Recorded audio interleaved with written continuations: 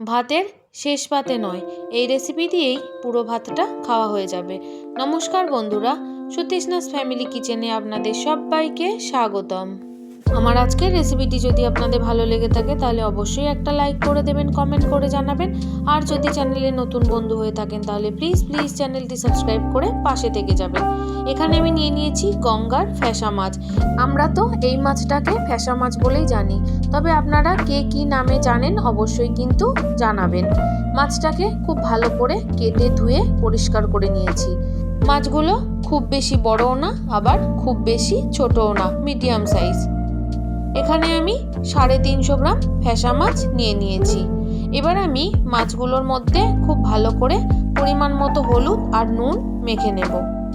প্রথমেই আমি হাফ চামচের মতো হলুদ দিয়ে দিলাম, সাথে আমি দিয়ে দিলাম পরিমাণ মতো নুন। এবার খুব ভালো করে মেখে নেব।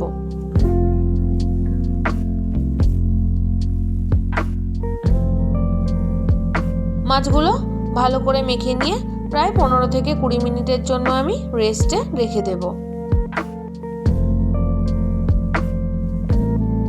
আমরা জানি যে মাছে কাঁটা বেশি সেই মাছ খেতে বেশি স্বাদ হয়। এই মাছও কিন্তু কাঁটা বেশি, কিন্তু খেতে ভীষণই ভালো হয়। এই মাছের টক তো আমার ভীষণ প্রিয়, তাই আমি রেসিপিটি আপনাদের সাথে শেয়ার করলাম। এখানে আমি নিয়ে নিয়েছি 2টো আম। এখন আমের সিজন না ঠিকই, কিন্তু এখন অফ সিজনেও কিন্তু অনেক কিছু জিনিস পাওয়া যায়, তাই আমি আমগুলো দোকানে পেয়েছি তাই নিয়ে এসেছি। আপনারা আমের বদলে কিন্তু তেঁতুল দিয়েও বানাতে পারেন। আপনারা দেখতেই পাচ্ছেন আমগুলো আমি লম্বা লম্বা সরু সরু করে কেটে ধুয়ে নিয়েছি। এমনকি আমের কিন্তু আমি কোনো রকম খোসাও ছাড়াইনি।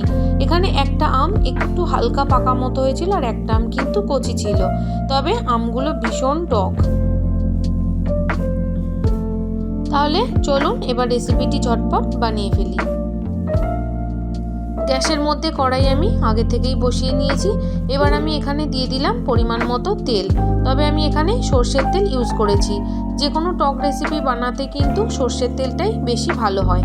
তেলটা খুব ভালো করে আমি দেখুন কড়াইয়ের চারিপাশে লাগিয়ে নিলাম। এইভাবে লাগিয়ে নিয়ে তেলটাকে খুব ভালো করে গরম করে নেব। এবার আমি মাছগুলো এক এক করে তেলের মধ্যে ছেড়ে দেব। বন্ধুরা, কড়াইয়ের চারিপাশে এইভাবে তেল লাগিয়ে নিলে কিন্তু মাছগুলো কড়াইয়ের গায়ে লেগে যায় না। তবে অবশ্যই কিন্তু তেলটাকে খুব ভালোভাবে গরম করে নিতে হবে। বেশ কিছু মাছ আমি তেলের মধ্যে দিয়ে দিয়েছি। যেহেতু একবারে ভাজা যাবে না, ভেঙে যেতে পারে, তাই আমি অল্প অল্প করে মাছগুলো ভেজে নেব। এক সাইড হালকা ভেজে নেওয়া হয়ে গেছে। এবার আমি মাছগুলো উল্টে দিয়ে আরেক সাইড ভেজে নেব।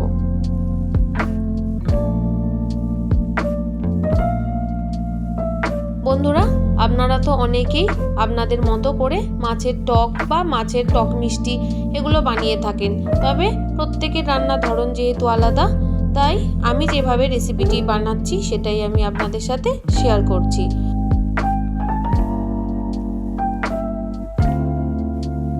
বন্ধুরা, আমি কিন্তু মাছগুলো খুব বেশি লাল করে বা খুব বেশি কড়া করে ভাজবো না, হালকা হালকা লাল হবে এমন করেই ভাজবো।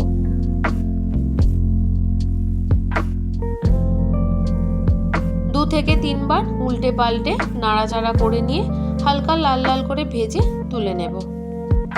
মাছগুলো খুব ভালো করে তেল থেকে ছেঁকে আমি তুলে নিচ্ছি। এবার বাকি যে মাছগুলো আছে সেই মাছগুলোকেও আমি একইভাবে ভেজে নেব। বন্ধুরা, রেসিপিটি যদি আপনাদের ভালো লাগে তাহলে অবশ্যই কিন্তু একটা লাইক করে দেবেন। আপনাদের একটা লাইক আমাকে আরও ভালো ভালো ভিডিও বানানোর উৎসাহ দেয়, তাই ভিডিও শেষে অবশ্যই কিন্তু একটা লাইক করে দেবেন। আর অবশ্যই কিন্তু একটা ছোট্ট কমেন্টের মাধ্যমে জানাতে ভুলবেন না যে রেসিপিটি আপনাদের কেমন লাগলো। দেখুন, দ্বিতীয়বারে যে মাছগুলো দিয়েছি সেগুলো ভাজা হয়ে গেছে। সমস্ত মাছগুলো তুলে নিয়েছি। এবার অনেকটা তেল ছিল, তেলও আমি তুলে নিয়েছি। একদম অল্প একটু তেলের মধ্যে ফোড়ন দিয়ে দিয়েছি 4টে শুকনো লঙ্কা। একটু নাড়াচাড়া করে সুন্দর গন্ধ উঠে এলে দিয়ে দেব 1 চামচের মতো 5 ফোড়ন। তারপর আবারও ভালো করে নাড়াচাড়া করে ফোড়নটা করে নেব। আমরা তো চাটনি ভাতের শেষ পাতেই খেয়ে থাকি, তবে বন্ধুরা এই রেসিপিটি এতটাই লোভনীয়, এটা দিয়ে কিন্তু পুরো ভাতটা খাওয়া হয়ে যায়। ফোড়নটা খুব ভালো করে নেওয়া হয়ে গেছে। এবার আমি কেটে রাখা আমগুলো দিয়ে দিলাম। তারপর খুব ভালো করে আমগুলো ভেজে নেব। মোটামুটি 3 থেকে 4 মিনিট সময় ধরে মিডিয়াম আঁচে আমগুলো ভালো করে ভেজে নেব।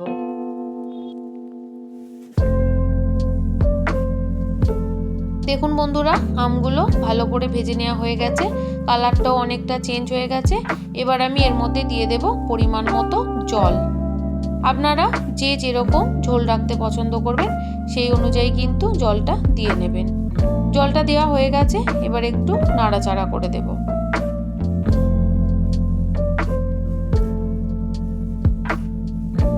এবার আমি দিয়ে দেব পরিমাণ মতো হলুদ আর স্বাদ মতো নুন।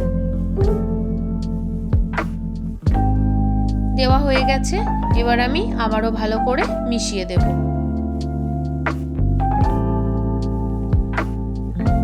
সত্যি বলছি বন্ধুরা, এতটাই সুন্দর খেতে হয়, আপনারা না বানালে কিন্তু বুঝতেই পারবেন না। অবশ্যই কিন্তু একবার হলেও বানাবেন। এবার ঢাকা দিয়ে গ্যাসের ফ্লেমটা বাড়িয়ে দিয়ে ফুটে আসা পর্যন্ত অপেক্ষা করব। দেখুন, আপনাদের একটু দেখিয়ে দিচ্ছি, ভালোভাবে ফুটে গেছে। এবার গ্যাসের ফ্লেমটা কমিয়ে দিয়ে আরও 3 মিনিটের জন্য ঢাকা দিয়ে দেব। তাতেই কিন্তু আমগুলো সেদ্ধ হয়ে যাবে। 3 মিনিট পর ঢাকনা খুলে আমি আপনাদের দেখাচ্ছি যে খুন্তি দিয়ে চাপ দিলেই আমটা কি সুন্দরভাবে কেটে যাচ্ছে। এখানে আমি কয়েক টুকরো আম একটু খুন্তি দিয়ে ঘাঁটা ঘাঁটা করে দেব।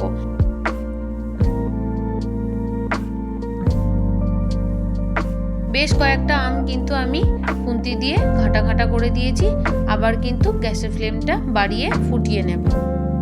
বন্ধুরা, এই রেসিপিটি তো আমি ফ্যাসা মাছ দিয়ে বানিয়েছি, তবে এই রেসিপিটি আপনারা মৌরলা মাছ, পুঁটি মাছ, এই সব ধরনের মাছগুলো দিয়েও বানাতে পারেন, তাতেও কিন্তু ভীষণ ভালো হয়। খুব ভালো করে ঝোলটা ফুটে গেছে, এবার আমি মাছগুলো দিয়ে নিলাম। মাছগুলো দিয়ে খুব ভালো করে মিশিয়ে দেব।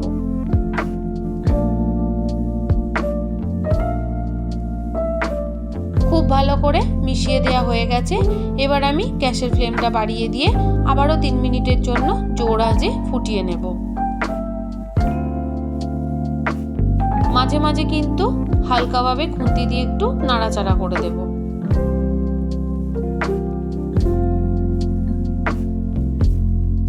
বন্ধুরা, আমি যেহেতু আম দিয়ে ফ্যাসা মাছের টক মিষ্টি বানাচ্ছি, তার জন্য আমি টকের মধ্যে একটু মিষ্টি দিয়ে দেব।